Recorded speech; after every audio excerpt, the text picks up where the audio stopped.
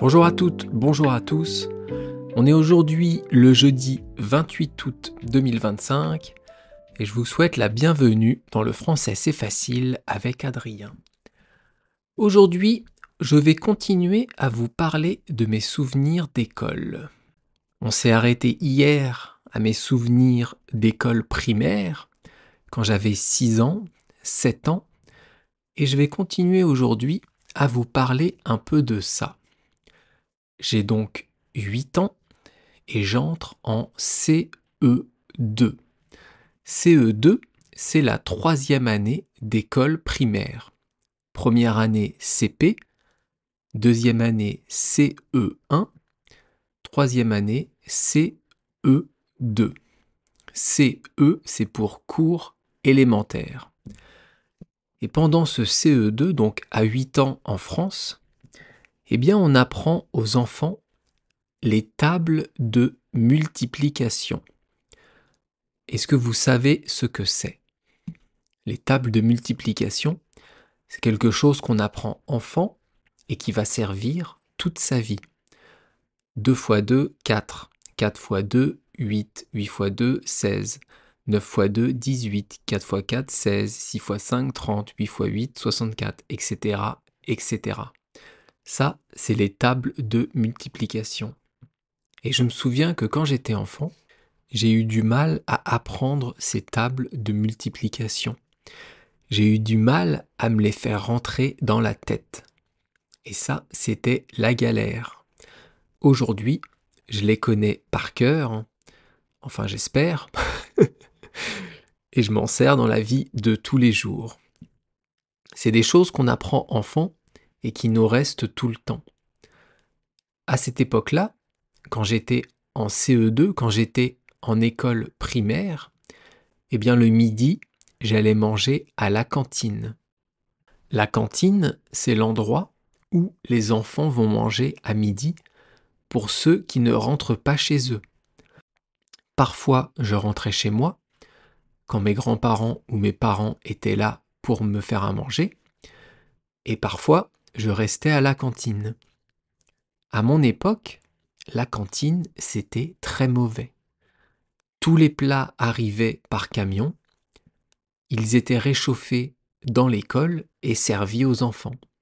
C'était franchement pas bon, franchement mauvais.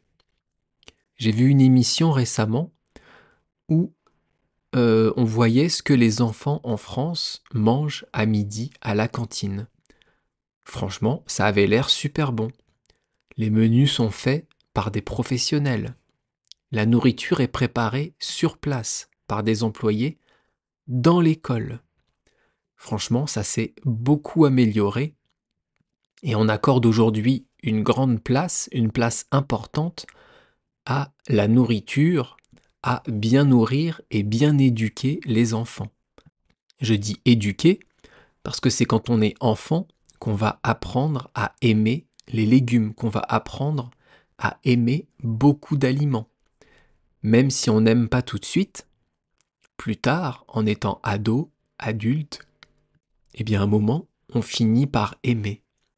Par exemple, la choucroute, qui est une spécialité française de l'Est de la France, eh bien avant, je détestais ça. Maintenant, j'adore ça.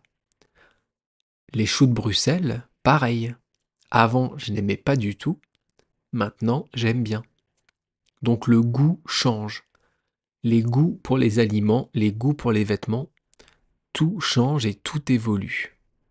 Donc pour revenir à la cantine, à mon époque, j'ai des très mauvais souvenirs, mais je pense que si j'y allais aujourd'hui, en étant enfant, ça me plairait bien. Et je me souviens également que dans cette école primaire, là où j'habitais, eh bien on avait 2 tables de ping-pong. Le ping-pong, on appelle ça aussi du tennis de table. Sauf qu'il n'y avait que 2 tables. Et on était beaucoup de garçons à vouloir jouer au ping-pong.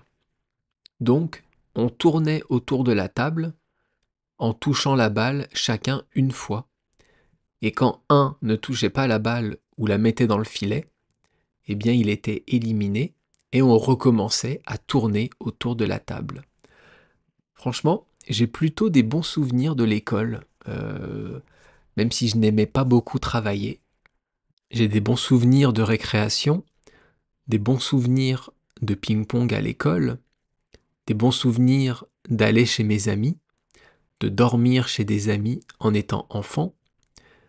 Et à l'époque, il n'y avait pas de portable et pas Internet. Donc pour joindre quelqu'un, pour joindre un ami, eh bien il fallait appeler sur le téléphone de la maison. Chaque maison avait une ligne téléphonique, une ligne fixe, et donc vous deviez appeler sur ce téléphone et vous pouviez tomber sur votre copain ou sur les parents ou sur un frère ou une sœur. Et il fallait demander « Bonjour, je suis Adrien, j'essaie de joindre Robin, j'essaie de joindre Sébastien, Johan. Est-ce qu'il est là ?» S'il était là, eh bien je pouvais lui parler et on pouvait se voir. Et s'il n'était pas là, eh bien on ne se voyait pas. Pas de portable, pas internet, c'était magnifique. Je pense que demain, je finirai avec mes souvenirs de primaire et après-demain... Ah non, pardon. Demain, Fable de La Fontaine. Donc, pas de podcast sur une expression, mais on va faire une fable. Par contre, après-demain, je finirai de vous raconter mes souvenirs d'école primaire.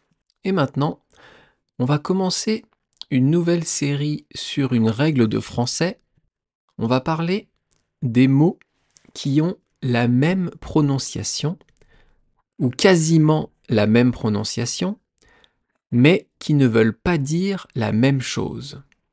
Évidemment, si un mot et un autre se prononcent pareil et qu'ils veulent dire la même chose, eh bien, c'est le même mot, forcément.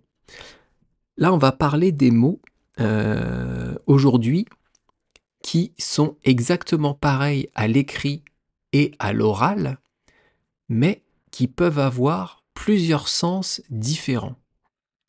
On a donc un mot qui veut dire plusieurs choses.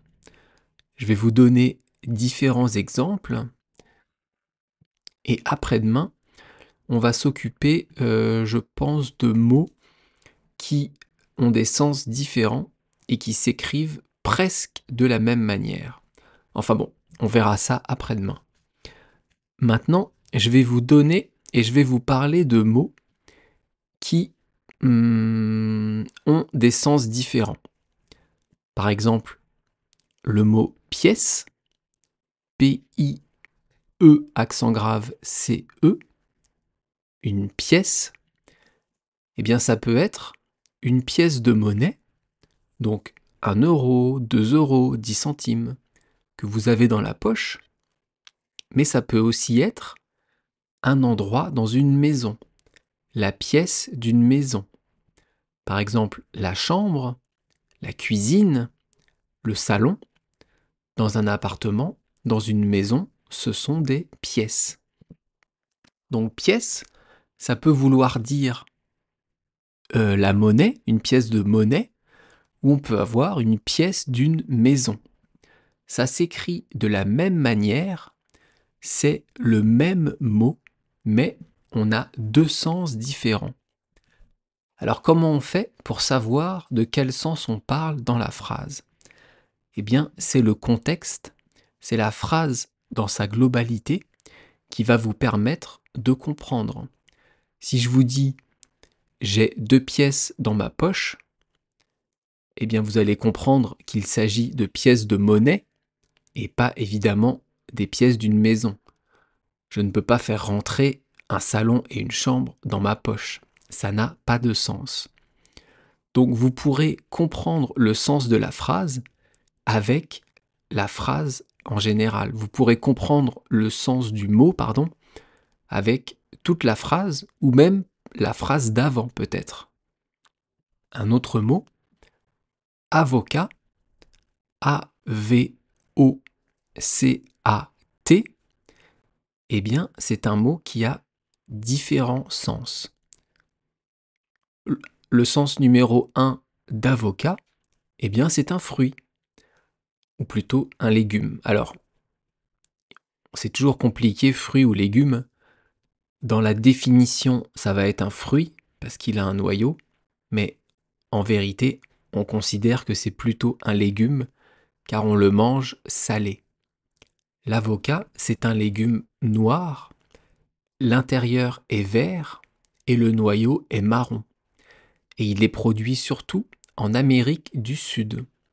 C'est très bon avec des crevettes, c'est très bon avec une petite sauce salade, c'est très bon avec plein de choses l'avocat. Ça, c'est donc un aliment, c'est un légume, ça se mange. Et le même mot, un avocat, c'est aussi un métier.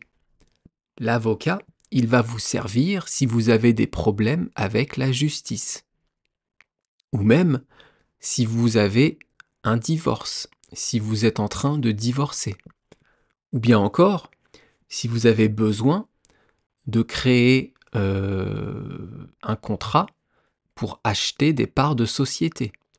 L'avocat a beaucoup de domaines de compétences, mais le premier domaine auquel on pense, c'est la justice. C'est quelqu'un qui va vous défendre lors d'un procès. Donc avocat, ça peut être un fruit ou un métier. Il y a 2 jours, on a parlé d'une expression qui était « pierre qui roule n'amasse pas mousse ». Eh bien mousse, je vous en avais parlé à ce moment-là, ça a 2 sens différents. Ça s'écrit de la même manière, M-O-U-S-S-E,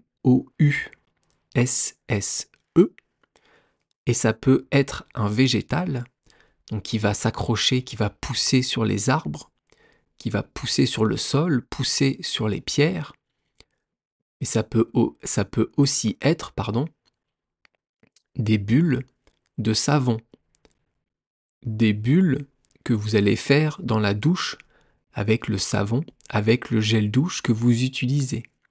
Ça va faire de la mousse. Eh bien, ça, c'est un autre sens pour le mot mousse. La mousse, c'est aussi la partie blanche quand vous buvez une bière. Ce qui est au-dessus du liquide dans une bière, c'est de la mousse. Donc vous voyez, un seul mot, plusieurs sens. On a aussi les couleurs qui sont comme ça. Orange, c'est une couleur, mais c'est aussi un fruit. C'est un agrume. C'est un cousin du citron, un cousin du pamplemousse. La rose, c'est pareil. Rose, c'est une couleur, et une rose, c'est aussi une fleur. C'est une fleur, donc un végétal, et aussi une couleur. D'ailleurs, on peut dire une rose rose. Une rose, c'est la fleur, et le deuxième rose, c'est l'adjectif, c'est la couleur. On peut dire une rose rouge, une rose blanche. Le premier, c'est donc la fleur, et après, vous avez la couleur de cette fleur.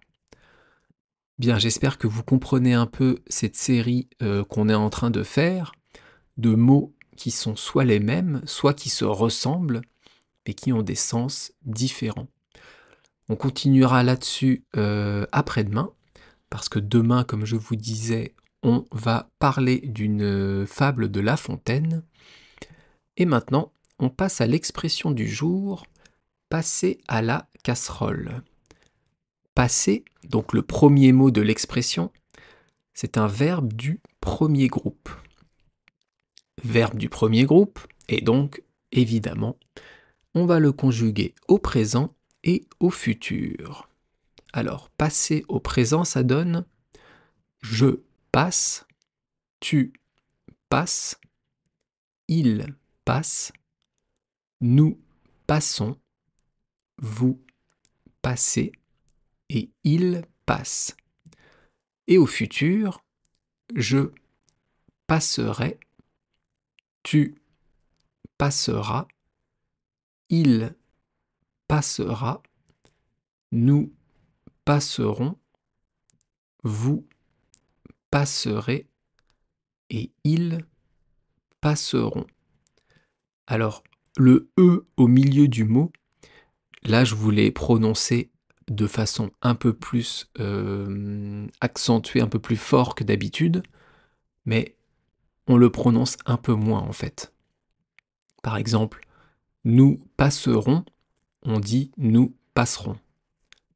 Vous passerez, on dit vous passerez.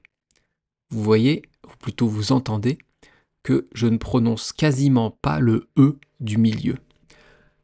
Passer, ça veut dire aller d'un endroit à un autre. Traverser un endroit, traverser un espace. Ça, c'est le sens qu'on voit le plus souvent, mais c'est un verbe très utilisé en français avec beaucoup de sens différents. Dans l'expression du jour « passer à la casserole », eh bien on pourrait le remplacer par « aller », aller dans la casserole, ou être jeté dans la casserole. Allez, on revient à l'expression « passer à la casserole ». À accent grave, c'est une préposition. Maintenant, vous savez ce que c'est qu'une préposition, et vous en connaissez même pas mal. Et enfin, la casserole. Eh bien, la casserole, c'est un élément de la cuisine. C'est avec ça que vous allez cuisiner. C'est un peu différent d'une poêle. Une poêle, ça va être assez large et très peu haut. Assez, comment on dit, assez bas. Une casserole, c'est un peu plus petit, un peu plus étroit et plus haut. Dans une casserole, on peut faire chauffer l'eau des pâtes, par exemple. Quand vous allez manger des pâtes, vous allez faire bouillir de l'eau dans une casserole. On peut faire réchauffer la soupe. On peut faire des ragoûts, des plats mijotés. Tout ça, ça se fait dans une casserole. Mais alors, c'est quoi le sens de l'expression ? Est-ce que vous la connaissez, cette expression ? Cette expression « passer à la casserole », elle n'a rien à voir avec la nourriture.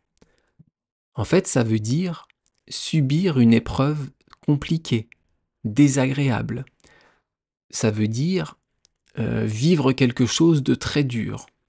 Et pour les femmes, ça veut dire avoir un rapport sexuel, mais sans vraiment en avoir envie, sans vraiment être très content de cela. Alors maintenant que je vous ai expliqué ce que ça voulait dire, et surtout le sens de cette expression, comment est-ce qu'on pourrait l'utiliser ? Dans quel exemple on peut utiliser passer à la casserole ? Eh bien par exemple, imaginons que vous allez passer un examen de français oral. Donc vous allez devoir parler à quelqu'un pour savoir si vous êtes assez doué en français pour avoir votre examen.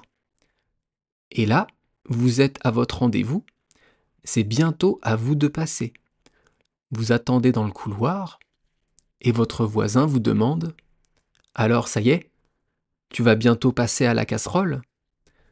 Il va vous dire donc « Alors ça y est, c'est bientôt à toi de passer l'examen. » C'est un moment difficile, c'est une épreuve compliquée, stressante, donc on peut utiliser ici « passer à la casserole ».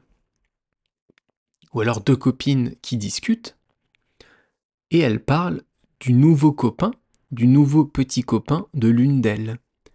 Et l'autre pourra dire « Alors ça y est, t'es déjà passé à la casserole ?» C'est une expression qui est un peu ancienne, un peu désuète. On pourra dire peut-être une expression de boomer. Je vous expliquerai ce que c'est un boomer une autre fois. Mais bon, on peut l'employer encore, on peut la lire beaucoup, et on peut l'entendre aussi dans des films, dans des séries. Donc, vous avez compris, passer à la casserole, ça veut dire vivre une épreuve compliquée, ou alors avoir un rapport sexuel, faire du sexe sans grande envie. En anglais, on dit « to be coerced into sex ». J'ai gardé sur l'image du podcast que la traduction anglaise en parlant du sexe, et je n'ai pas marqué la traduction pour subir une épreuve compliquée. Mais puisque vous m'écoutez, je peux vous l'expliquer comme ça. Vous me comprenez. J'ai trouvé plusieurs origines pour cette expression. C'est compliqué de vous les expliquer, et c'est surtout difficile de savoir laquelle est vraie. Donc, je ne vais tout simplement pas vous en parler. Demain, comme je vous disais, on va s'attaquer à une nouvelle fable de La Fontaine, La mort et le malheureux. Pour ceux qui m'écoutent depuis longtemps, eh bien c'est une fable qui ressemble un peu à une fable qu'on a déjà fait ensemble et qui s'appelait La mort et le bûcheron. Mais je vous parlerai de tout ça demain. N'oubliez pas que vous pouvez retrouver ce podcast un peu partout sur Apple Podcast, Spotify, Castbox, YouTube, etc., etc. Et surtout que j'ai créé un nouveau podcast il y a 2 semaines pour les débutants en français. Donc s'il y a des personnes que vous connaissez qui veulent apprendre le français, vous pouvez leur conseiller mon podcast pour débutants et après, ils pourront écouter mon podcast, ce podcast que vous écoutez actuellement. Je vous laisse là, je vous remercie de m'avoir écouté et je vous dis à demain pour une fable de La Fontaine. Bye bye, hasta luego, matane.